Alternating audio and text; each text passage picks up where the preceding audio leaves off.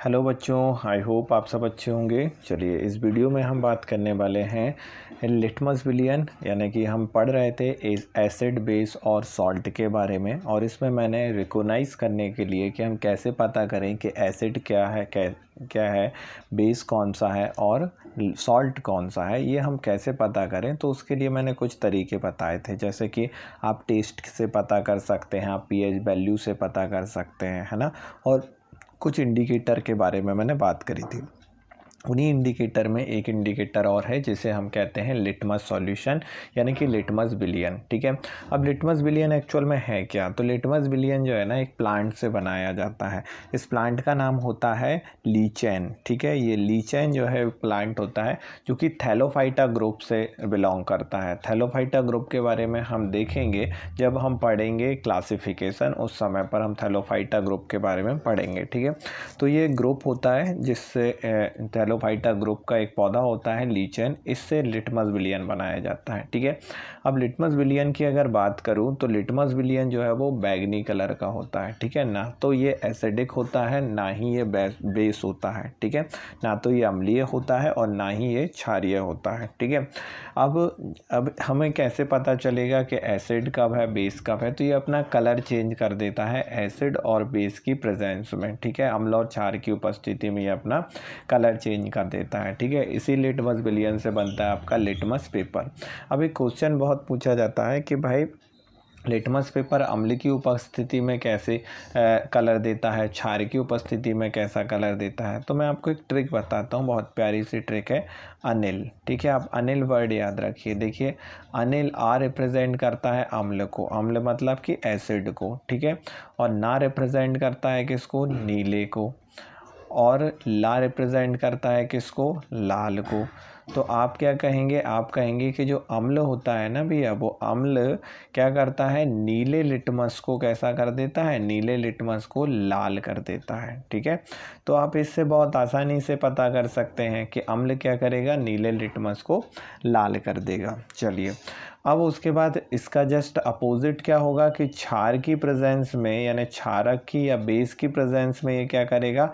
लाल litmus को क्या कर देगा? लाल लिटमस को नीला कर देगा।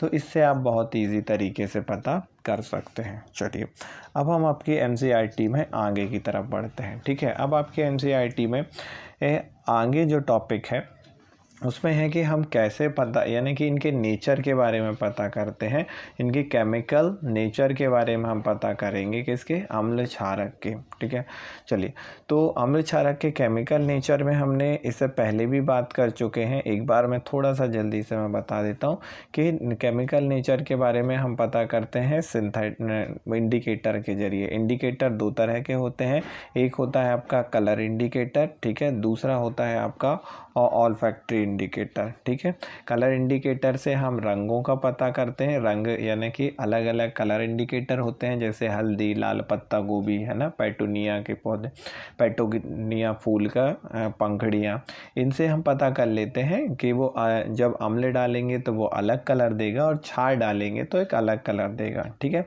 तो इस तरह से हम करते हैं, जो कि मैंने प्रीवियस लेक्चर में बता दिया था। ठीक है, हम टॉपिक वाइज चल रहे हैं, इस कारण से मैंने अभी भी एक बार रिवाइज करा दिया। चलिए, अब हम बात करते हैं हमारे नेक्स्ट टॉपिक के बारे में, जिसमें हम बात करेंगे कि अम्ल और क्षारक जो है वो धातु के साथ कैसी अभिक्रिया करते हैं। ठीक है, किसके के जो अम्ल होते हैं, ठीक है, अम्ल और क्षारक, अम्ल और क्षारक धातु के साथ कैसी अभिक्रिया करते हैं। ठीक है, चलिए ध्यान से समझिएगा इसको, कि अगर मैं बात करूं कि अम्ल और क्षारक धातु के साथ कैसे अभिक्रिया करते हैं, तो इसके लिए आप एक इमेज देखिएगा। ठीक है, जो कि आपकी एनसीईआरटी से ही मैंने ली हुई है, कुछ ये अलग से इमेज नहीं है। देखिएगा,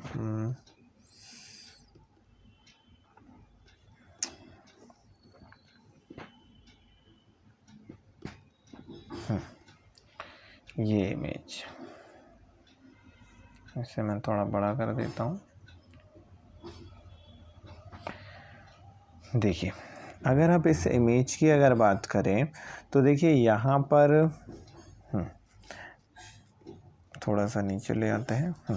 तो इस इमेज की अगर बात करें तो ये इमेज क्या रिप्रेजेंट कर रही है, देखिए इस इमेज में ये एक परख नली है, ठीक है। इस परख नली में जो है हमने क्या डाला है, हमने डाला है तनु सल्फ्यूरिक अम्ल, ठीक है। तनु सल्फ्यूरिक अम्ल आप सभी जानते होंगे, ठीक है। सल्फ्यूरिक एसिड डाला हुआ है मैंने। इसके अलावा मैंने और क्या डाला हुआ है, इसमें जो है मैंने जिंक के टुकड़े डाले हुए हैं, यानी कि जिंक क्या है, जिंक एक मेटल है, एक धातु है, ठीक है। तो तनु सल्फ्यूरिक अम्ल क्या है, यहाँ पर तनु सल्फ्यूरिक अम्ल यहाँ पर अम्ल है, ठीक है, एसिड है। और जिंक क्या है यहाँ पर, जिंक यहाँ पर धातु है यानी कि मेटल है, ठीक है। अब जब मैंने यहाँ पर डाला तो इसमें रिएक्शन हुई, देखिए अब ये जो गैस इसमें से निकल रही है वो गैस को और कहीं निकलने की जगह नहीं है, क्योंकि मैंने यहाँ कॉर्क लगा दिया है, ठीक है। अब इस नली के थ्रू ये गैस निकलेगी, ठीक है। और इसमें मैंने साबुन का विलयन डाल दिया, ठीक है। साबुन का विलयन क्यों, क्योंकि साबुन क्या है, साबुन एक क्षारक है, ठीक है। साबुन कैसा एक क्षारक है, यानी कि क्या है, एक बेस होता है, ठीक है।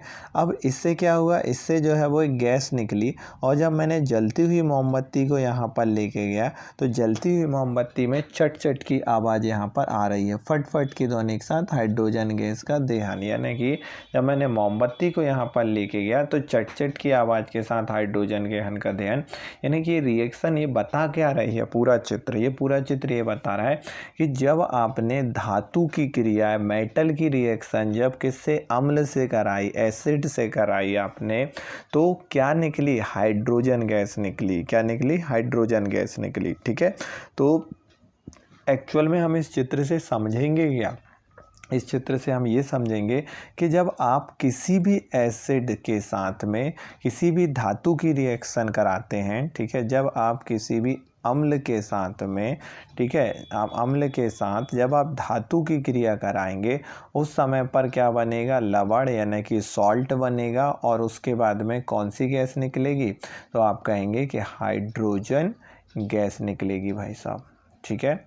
आई होप आप ये बहुत अच्छे से समझ गए होंगे कि कौन सी गैस निकलेगी, हाइड्रोजन गैस निकलेगी, ठीक है। इसके लिए आप चाहे तो देखिए अम्ल की कराइए चाहे क्षार की कराइए, दोनों ही रिएक्शन में जो है वो सेम चीज़ें होने वाली हैं, ठीक है।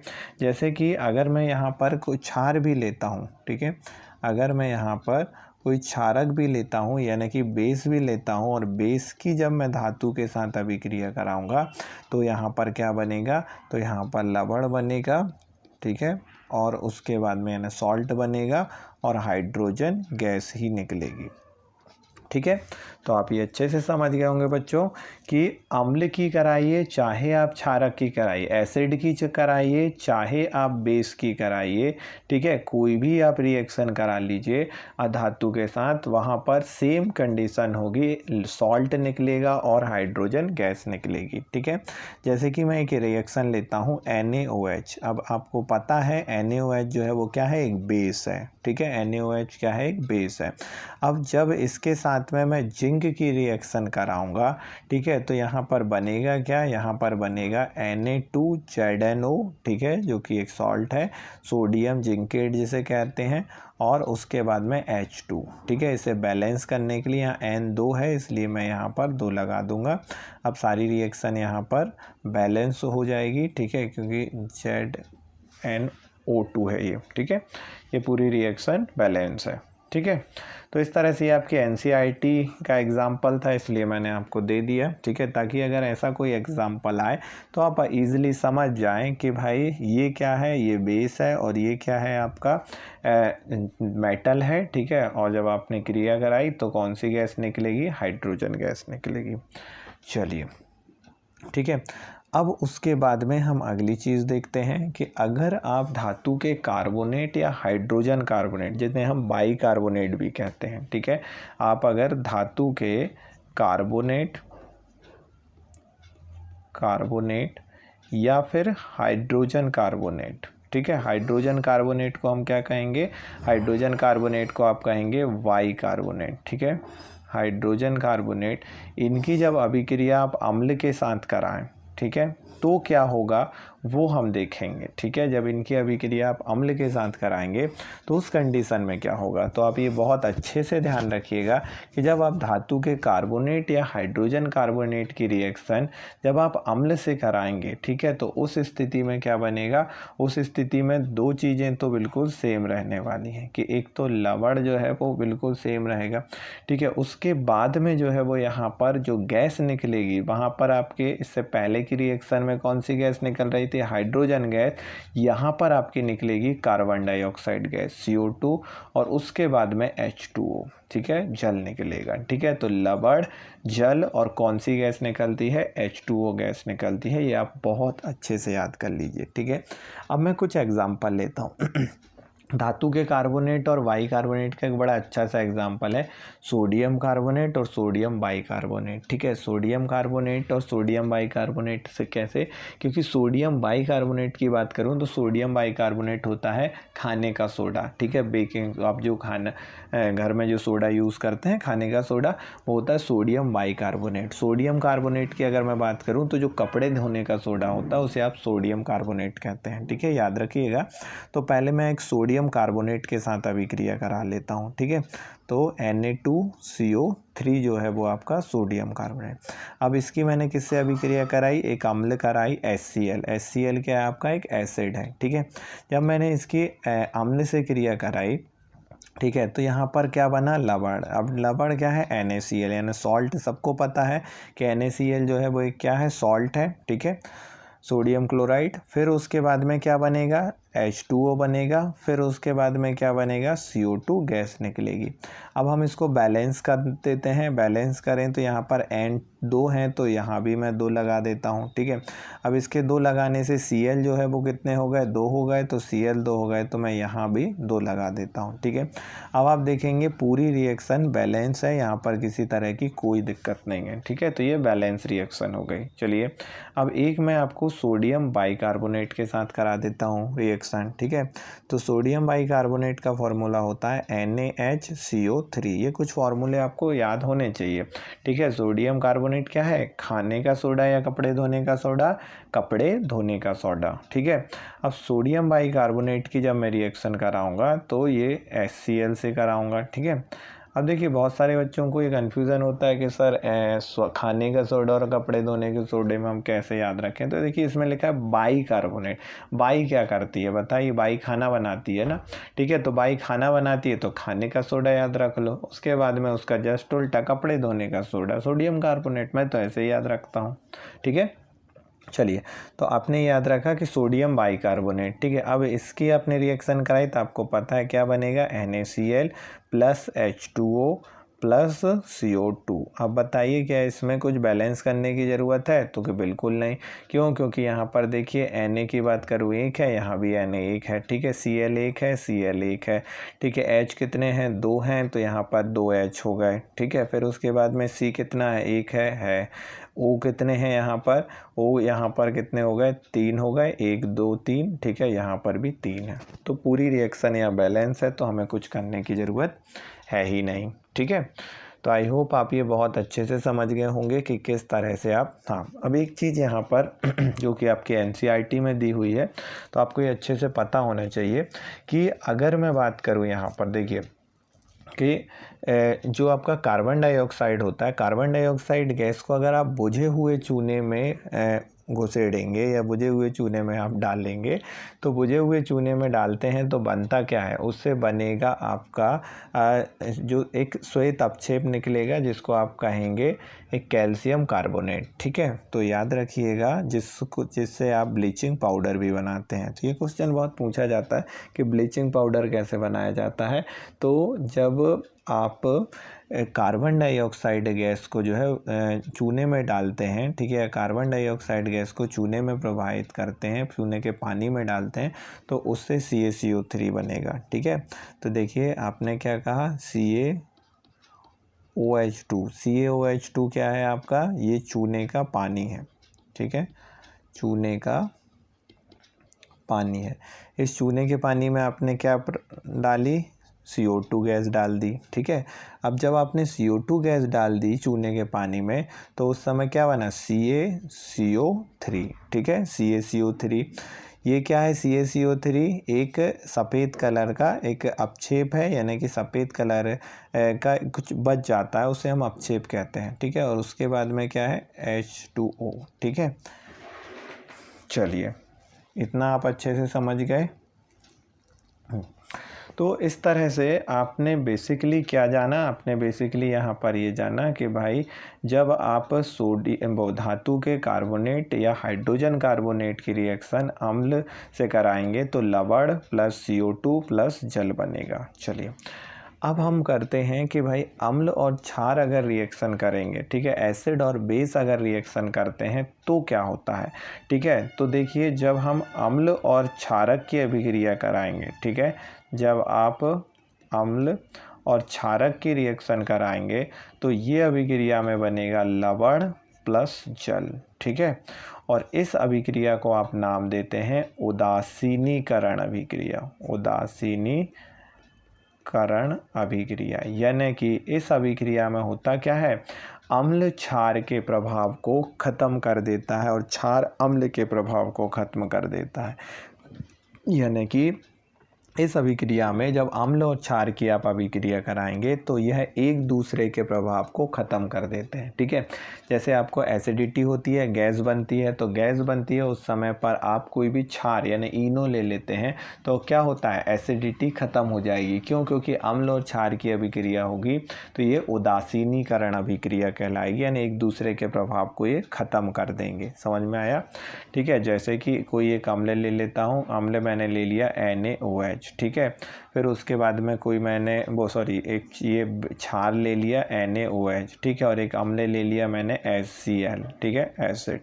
अब मैंने इन दोनों की जब रिएक्शन कराऊंगा तो यहाँ पर जो लवण यानी कि सॉल्ट बनेगा वो क्या बनेगा, NaCl, ठीक है। ये क्या हो गया मेरा सॉल्ट, और उसके बाद में वाटर यानी कि H2O, ठीक है।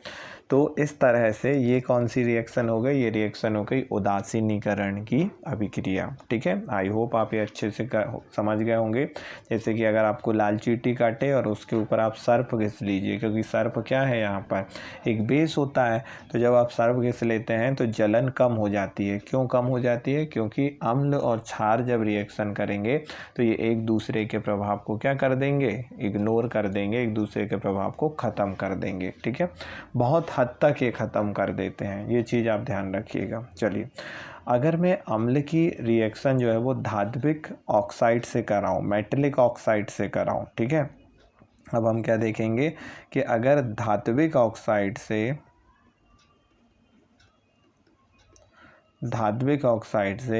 अगर अम्ल की क्रिया कराई जाए, ठीक है, धात्विक ऑक्साइड से अगर मैं अम्ल की क्रिया कराता हूँ तो क्या होगा, अब हम वो देखते हैं, ठीक है। तो चलिए देखते हैं। तो पहली चीज़ तो धात्विक ऑक्साइड होता क्या है। धात्विक ऑक्साइड वो चीज़ें होती हैं कि जैसे कि अगर मैं कहूँ लोहा, ठीक है, तो लोहा एक धातु है, Fe जो है वो एक धातु है, लेकिन अगर जब ये ऑक्सीजन से क्रिया कर लेगी तो ये कहलाएगा धात्विक ऑक्साइड, ठीक है।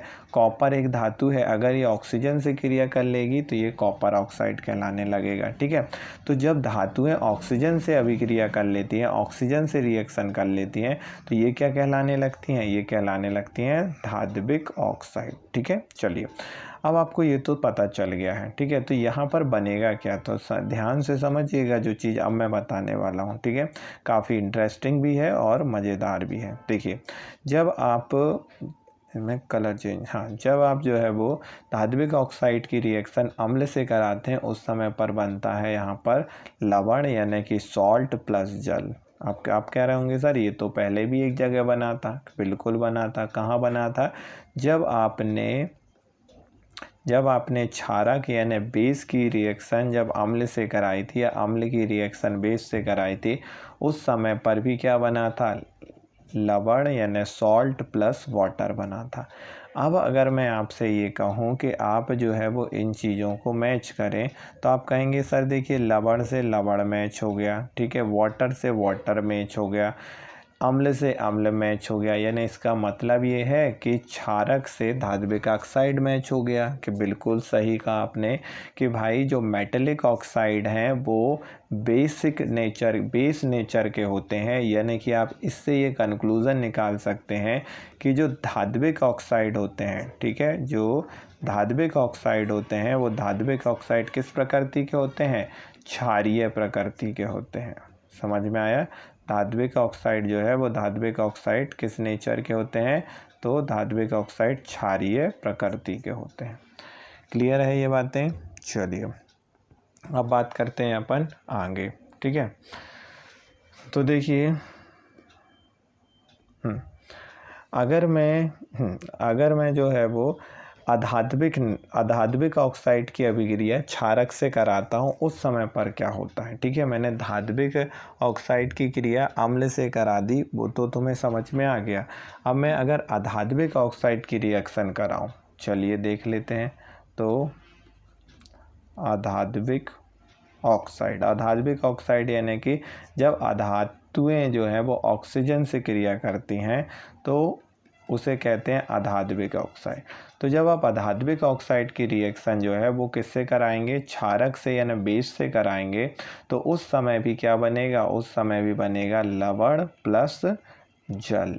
ठीक है, उस समय भी क्या बनेगा? लवण प्लस जल बनेगा। तो आप फिर इससे कंपैरिजन करें तो आपको पता है कि भाई अम्ल, ठीक है, इसको मैं मिटा ही देता हूँ, है ना। चलिए, तो मैं कहूँ कि अम्ल और उसके बाद में क्षारक, इनकी जब रिएक्शन मैंने कराई थी तो उस समय भी तो क्या बना था? लवण प्लस जल बना था। तो यहाँ पर कहा ये भी मैच हो रहे हैं, ये भी मैच हो रहे हैं, ठीक है, ये भी मैच हो रहे हैं, तो फिर ये भी मैच होंगे, ठीक है, ये भी मैच होंगे। यानी कि आप ये कह सकते हैं कि जो अधात्विक ऑक्साइड होते हैं, जो अधात्विक ऑक्साइड होते हैं वो अधात्विक ऑक्साइड किस प्रकृति के होते हैं? अधात्विक ऑक्साइड अम्लीय प्रकृति के होते हैं, ठीक है। अधात्विक ऑक्साइड किस प्रकृति के होते हैं? अम्लीय प्रकृति के होते हैं। समझ में आया? चलिए, तो आप यहाँ से ये दो कंक्लूजन से बहुत अच्छे से समझ गए कि धात्विक ऑक्साइड किस प्रकृति के होते हैं और अधात्विक ऑक्साइड किस प्रकृति के होते हैं, ठीक है। अब हम देखेंगे कि सभी अम्ल और क्षारकों में क्या समानताएं होती हैं, यानी कि उनमें क्या क्या एक जैसी चीज़ें होती हैं, वो हम देखेंगे अगले वीडियो में, ठीक है। यानी कि इस चैप्टर की आगे की चीज़ें हम अब नेक्स्ट वीडियो में पढ़ेंगे, ठीक है। आई होप बच्चों आपको ये वीडियो अच्छा लगा होगा। अगर अच्छा लगा है तो अपने दोस्तों के साथ शेयर ज़रूर कीजिएगा।